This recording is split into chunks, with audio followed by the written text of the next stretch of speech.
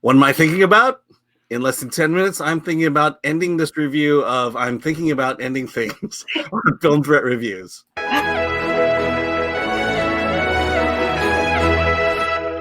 I'm Alan. I'm with Zorianna Kit, and today we're reviewing I'm Thinking of Ending Things on Netflix. Be sure to like, subscribe, and comment below on what you thought about the film. Full of misgivings, a young woman travels with her new boyfriend to her parents' secluded farm.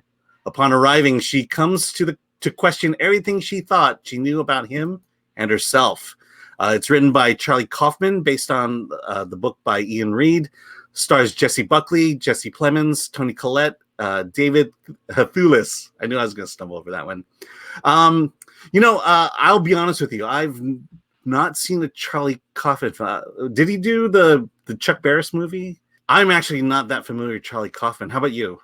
I am. He's one of those filmmakers that is hit and miss for me, meaning I will go see his work, but some I will enjoy and some I will not.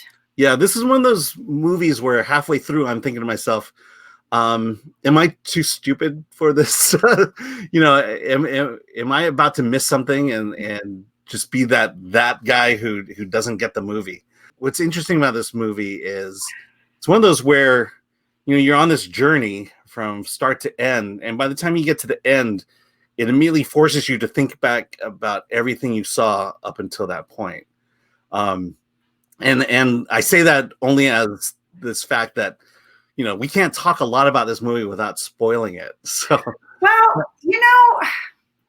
to me, this was not one of those Kaufman films that I am a fan of. I'm going to be honest with you. The acting, 100% amazing, stunning, fabulous. Oh, yeah. Like that, there are no complaints there. Toni Collette, everybody. The acting is fantastic. It is so highbrow. It's high. Yeah. I'm glad you're saying that, because now I don't feel so stupid. It's on another plane, and I am sitting there and I'm watching it, and I'm like, okay, wait, in this scene, her sweater was pink, but now it's gray. Wait, there's a Band-Aid on David Thewlis's forehead, but in this cutaway, there is no Band-Aid. Then the parents are jumping around in ages, and it's so slow moving that first of all, the first 20 minutes, there's this car ride where they just keep talking, and I feel like I'm at a theater watching a play. By the time they leave the parents' house, which is pretty much the crux of the film, where you think everything happens, you realize there's still like an hour left to this movie. And I was just like, oh my God, what more could possibly happen here? But I think without spoiling anything, I think you have to realize that everything you see, nothing is what it is. Nothing is literal. Like nothing is literal. And half the time, you don't even know whose point of view it is. Is it her point of view? Is it his point of view? The boys, the girls, the parents? Like, I just think you just watch it and you just accept the fact that you don't know what's up and what's down, and it is what it. And it's not even important, really, what it is. Yeah, I wound up cheating at the end. I don't normally do this, but I guess I realized that this was actually based on a book. And so I went to Wikipedia and looked at that book, and at least the synopsis there tells a little bit more of a compelling story. But, you talked about that 20-minute car ride, that's a part of the book. And, and that what that does is it establishes the Jessie Buckley and Jesse Plemons characters as boyfriend and girlfriend, and the state and the nature of their relationship, and this idea that that they're in a way trying to figure out who they are and then who they are together. And then we get to the parents' house, and there's that dynamic with Jesse Plemons' character with Toni Collette and David Thewlis. You're at that point watching a normal story about a relationship, and then it just goes crazy. That's when it began to dawn on me is, am I, if I have not seen a Charlie Kaufman film before, am I missing out? Is this something he normally does? He tends to live in his movies tend to be almost like the visuals of the inner workings of someone's mind. I mean, being John Malkovich is a perfect example of that. You had all those characters living in his head and had a whole world in there. So I feel like we're living in someone's head, but I'm not sure whose and how many heads we're jumping. So, I mean, I just sort of felt like the film had me asking so many questions, but I wasn't getting any answers. And I don't think any answers are provided. Yeah, they are in a way. I mean, but the thing is, you mentioned this is a 2-hour and 15-minute movie. It's too long for me. It's too long for me in that taste. Yeah, once you get to the dinner scene, it goes fairly crazy and things. It's this idea that there's a mystery that has to slowly unravel, and it really doesn't. You really don't get an idea of what's happening until the very end, after 2 hours and 15 minutes. Yeah, but do you still even know what the mystery is at the end? I do. I do, and that's part of it was reading the description of the book, but it was also kind of like, okay, that kind of makes sense.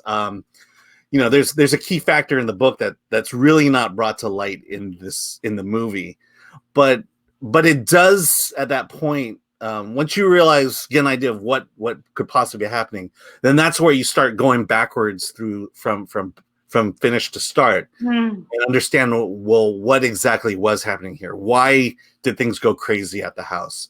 But again, it's 2 hours and 15 minutes of just trying to figure out what's happening. And that's why I feel like, well, I guess only Charlie Kaufman fans are going to figure this out. Yeah, I think it's going to be one of those films where if you're a Charlie Kaufman fan, you're going to love this film, and you're going to have his back on this film, and you're going to defend it as a brilliant masterpiece. For Kaufman fans, I'm sure this is some brilliant masterpiece. It's definitely, there's nothing mainstream about this. There's I think I was sitting down thinking I was going to watch something literal, and it was just like a massive gear shift that my brain had to do at some point, and I wasn't up for that ride. And I also think being on Netflix and watching on TV is not going to do it a service. The problem is when you watch at home, you're distracted. When you're not fully engaged in a story, you're going to think about other things. As opposed to being in a movie theater where you're stuck and you're a captive audience. So now you're forced to engage in the story. And I just don't think that'll help. But I also found it interesting that it's done in the 4:3 aspect ratio.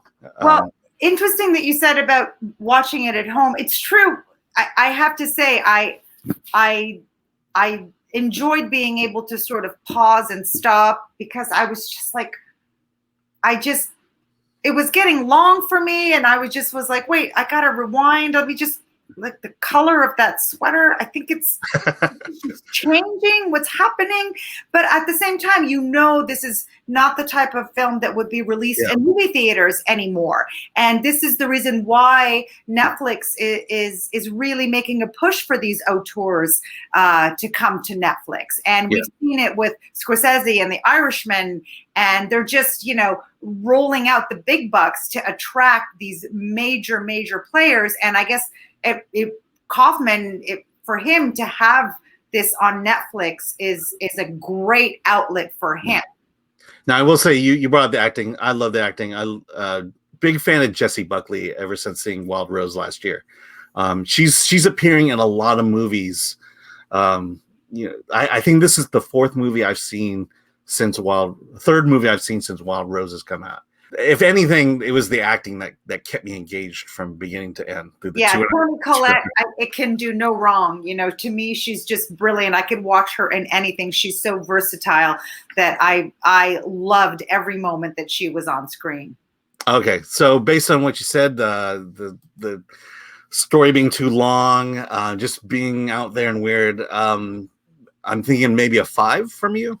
No, I'm actually going to give it a 6.5, because I recognize the I want to say the brilliance of it, but I am not that I'm